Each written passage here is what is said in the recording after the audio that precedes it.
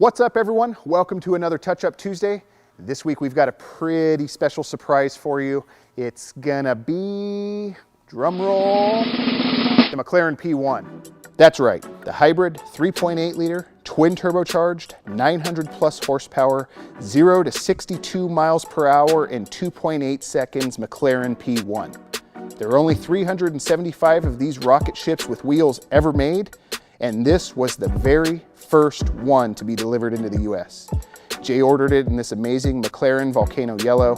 Seeing it on camera just doesn't quite do the color justice. It's got a hint of pearl and it kind of changes hues in different lighting. Low ground clearance, wide tires, 245s in the front and 315s in the rear for those of you wondering. And the extra aero means cars like the P1 turn into literal vacuum cleaners when they're driving. They pick up a ton of dirt and dust off the road, leaves, little pebbles and rocks, small children, you name it. All that dirt usually makes its way onto the car, and that's where the fun part of our job sets in.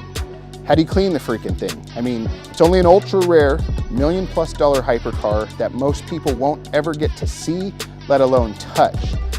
No pressure in making sure there's no scratches in the thing, right? Enter the 2-bucket wash method. A somewhat new tactic in the detailing arsenal. This is hands down the first line of defense when it comes to cleaning and detailing a car where you want to avoid leaving scratches and swirls in the paint. While most of us will never get the chance to own an amazing car like the P1, we're going to walk you through some of the basics on how to set up a 2-bucket wash system so you can wash your own car and care for it as though it's your own P1. Here's the basic tools you'll need to set yourself up with a 2-bucket wash system. To start, 2 buckets, duh. We recommend 5-gallon buckets because they give you some extra water depth, even with the grit guards installed. One's gonna be your rinse bucket with only clean water. The other is for your soapy wash water. You can label your buckets if that helps. We use alternating colors to help us keep track. Make sure and put a grit guard in your rinse bucket and a grit guard and a washboard assembly in your wash bucket. You're also gonna need a quality wash mat. We like to use these microfiber chenille, which is a fancy way of saying long stringy things. We find they help lift and trap the dirt away from the surface nicely, but they also release the trapped dirt easily when dunked into the rinse bucket.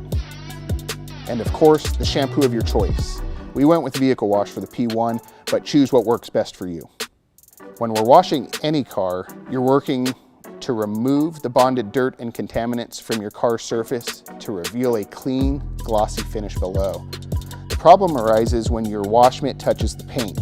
This is where you have the highest potential to impart swirls and scratches into your paintwork. The whole idea behind the 2-bucket wash method is isolating the dirt you've wiped from the surface of the car as much as possible.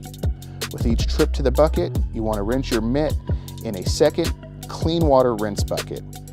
Then dunk your mitt back into the soapy wash water. As far as the wash is concerned, start from the top of the car and work your way down so you finish the rocker panels last. This under portion of the car is by far the dirtiest. You'll want to save it for the last so you aren't picking up that dirt and getting it onto the rest of the car. Dunk your mitt in the rinse water after every couple of panels, then dunk it back into your wash bucket to load it up with suds again. Try to utilize the washboard to help knock off as much dirt as possible from the mitt. With the P1, we took an extra couple of steps to help avoid scratching. First, you'll notice the pressure washer complete with the foam cannon setup. We'll do a whole separate video on these, but this is one of the most effective ways to deliver soapy water to the surface of a car. And because the soap and water are your main source of lubrication during a car wash, the more suds you can deliver, the better. Anything you can do to encapsulate dirt particles and lubrication will help avoid scratching your car's paint during the wash.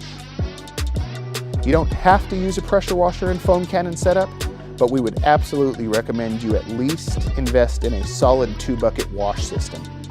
This is going to be your first line of defense in making sure you aren't scratching or marring your car's paint during a wash.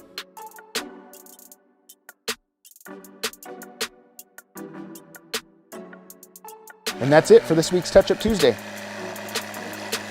We're sharing the tips and tricks we've learned while cleaning and maintaining Jay's collection in hopes that it will help you learn a thing or two about caring for your own car. Let us know what you think in the comments below. If you'd like to see us cover some other popular detailing topics, drop us a line at info@lenosgarage.com. Don't forget to hit the subscribe button and make sure to follow us on Instagram and like our Facebook page. Links are in the description below. Thanks for watching. We'll see you next week.